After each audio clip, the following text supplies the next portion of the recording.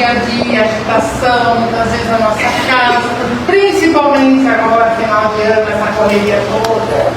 Então esse é o momento do refazimento. Esse é o momento do aproveitar, ouvir uma mensagem, fazer a reflexão sobre ela, entrar na Câmara de Paz e ser reabastecido. Aí a gente volta para casa leve, né? Durante esse mês, as mensagens, os recados, os alertas, nós vamos bater bem na tecla do perdão. E hoje não vai ser diferente, porque Natal é tempo de perdão e reconciliação. Mas nós começamos essa reflexão de hoje no Evangelho, capítulo 10, bem-aventurados os misericordiosos, do início dele, onde ele fala: reconciliai-vos o mais depressa possível com o vosso adversário, enquanto estáis com ele a caminho, para que ele não vos entregue ao juiz, o juiz não vos entregue ao ministro da justiça e não sejais colocados em prisão. Essa simbologia toda, né, colocada aqui por Mateus, porque no sentido de sentimento, de um acontecimento, de perdão, quando isso não acontece, quando há uma raiva, um ressentimento, um rancor, nós ficamos presos. Nós somos prisioneiros daquele acontecimento, daquela situação, daquela palavra, daquele momento em que isso aconteceu. E muitas vezes nos aprisionamos aí, deixamos por causa disso, de viver muitas coisas, de conviver com a pessoa, de aproveitar os encontros, reuniões de família, principalmente, e chega o Natal e vai dando até dor de barriga. E agora? Meu Deus, vou encontrar aquela pessoa, eu não vou.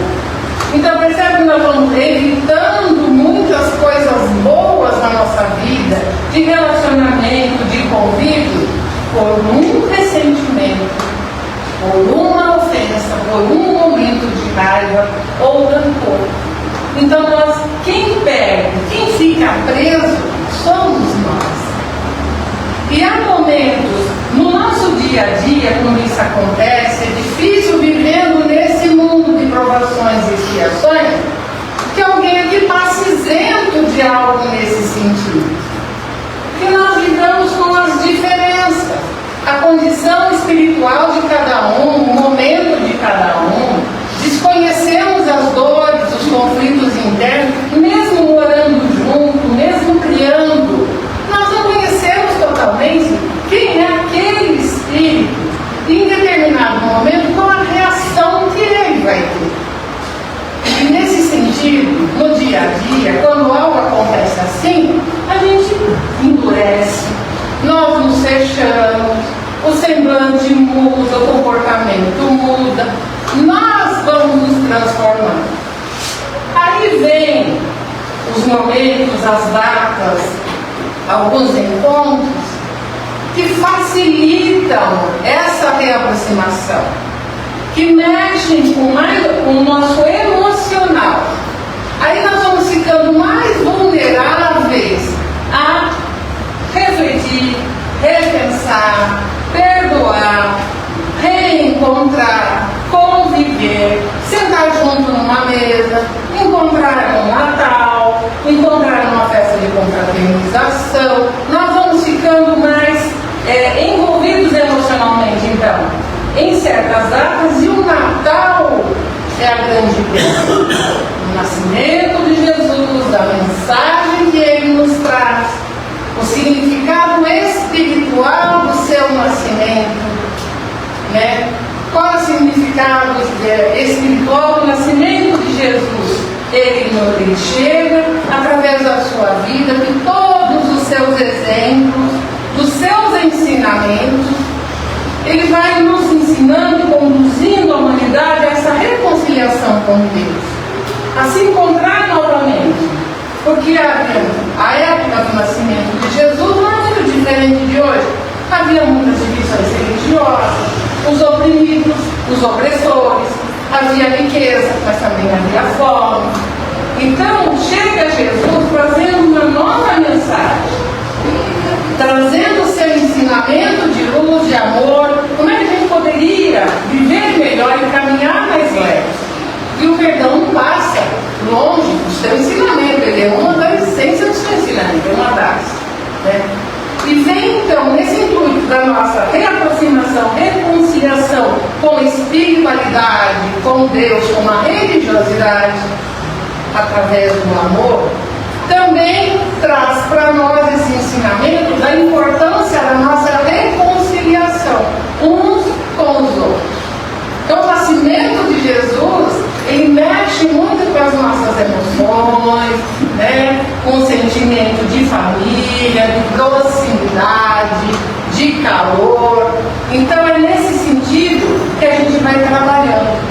Esse significado espiritual, onde ele celebra o seu nascimento, essa reconciliação, também da nossa renovação, porque passando por momentos, nós vamos renovando, ressignificando os sentimentos, os relacionamentos, a nossa vida. Então é uma oportunidade de renovação, quando nós estamos mais vulneráveis ou suscetíveis a concordar, a recuar um pouco, a ceder para o outro. Também significa para nós transformação. E essa prática, que a partir do momento em que a gente trabalha essa energia boa, nós vamos nos transformando e nos melhorando espiritualmente e fisicamente.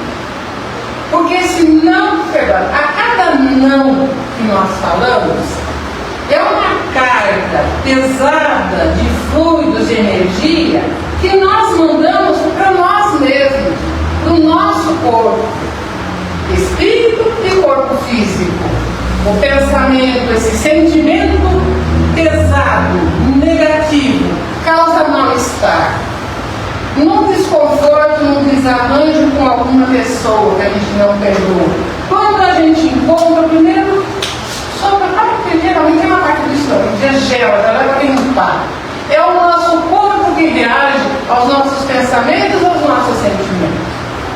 Então, a partir do momento que a gente repensa se vale realmente a pena tudo isso para a nossa vida, então é nesse sentido que a cada não nós concentramos energias, concentramos fluidos, vamos complicando mais a nossa saúde física e espiritual. E o nosso sim é aquele que alivia, tira aquele peso, aquele fardo dos ombros, dos nossos pés, alivia o mal-estar provocado, nos faz melhor enxergar as coisas boas na vida. Então, esse perdão, essa reconciliação, quando chega o Natal, a espiritualidade, né, Deus, Jesus, os mentores, aproveitam para dar um banho assim. Para agora vai, agora reconcilia. Dessa vez vai dar certo esse povo. Eles vão se entender. Porque a espiritualidade vibra por nós, deseja o nosso bem e sabe perfeitamente o estrago que esse sentimento, essa mágoa faz em nós. É uma mancha no espírito, é uma dor no corpo físico. Desejando o nosso bem, então ele nos orienta. Vamos repensar, vamos refletir se realmente aquilo tem essa proporção, aquele acontecimento, desse rompimento, esse poder de nos limitar tanto nessa vida. Será que a gente não dá para a gente pensar na causa, o que causou essa separação, esse rompimento, e se realmente foi motivo para tanto sofrimento, dor e desgaste? Porque não é só uma pessoa envolvida, geralmente são vários. Quando não é uma família em torno de uma confusão, é um grupo de amigos em torno de um desentendimento. Então afeta também os demais ao nosso redor, que desejam o nosso bem e ficam pisando em ovos, que ficam com medo, que ficam tentando evitar encontros e tantas coisas. Então que a gente reflita se realmente é um motivo, algo que aconteceu, algo que carregamos, batemos no peito e não conseguimos perdoar. Será que já não é hora de dar um basta, um cheiro? Não estamos já cansados de carregar esse peso, esse fardo? Será que vale a pena consumir tanto tempo de vida e de energia com uma situação apenas? Porque a gente, muitas vezes, se isso pesa no nosso físico, no nosso dia a dia, essa dificuldade, essa dor, essa tristeza, essa mágoa, se pesa aqui enquanto encarnados, o peso no mundo espiritual é muito maior. As sessões mediúnicas são cheias de lamentos, de dor, de lágrimas, de arrependimento. Então, se nós estamos aqui hoje tendo a oportunidade de ouvir, de entender um pouco esse chamado, a importância da gente viver bem, da gente se reconciliar primeiro com o nosso medo, depois com os outros, da gente buscar tirar essas energias pesadas do nosso corpo físico. São tantas dores que a gente sente que vai no médico, pode fazer ressonância, tomografia, não detecta organicamente ali nos exames a causa da dor, mas é uma causa emocional, é uma causa espiritual, porque isso dói, mas dói na alma. A dor da alma reflete no nosso corpo físico e muitas vezes não é uma dor só nossa. Quem de nós está isento de cometer um equívoco, de falar uma palavra no momento que o outro não estava bem e isso causou um conflito? Muitas vezes nós precisamos baixar um pouco o nosso orgulho, a nossa vaidade, e nós somos portadores disso. Não adianta dizer que não, porque nós somos humanos dessa condição aqui ainda. Temos as nossas lutas materiais, né, de trabalho, de cargos, de poder, de tantas coisas. E temos as questões espirituais que nós carregamos, que muitas vezes até desconhecemos. E nos surpreendemos algumas vezes com algumas das nossas reações.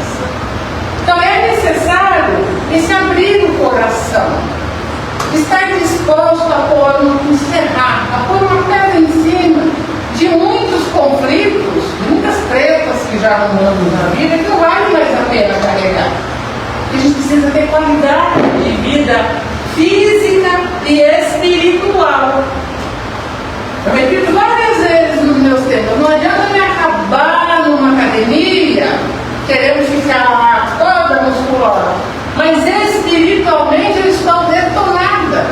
E nós somos corpo e espírito. É necessário esse conversar e tentar compreender muitas vezes, parando, depois que a poeira baixou, parando e tendo que olhar para trás e fazendo por que tudo aquilo?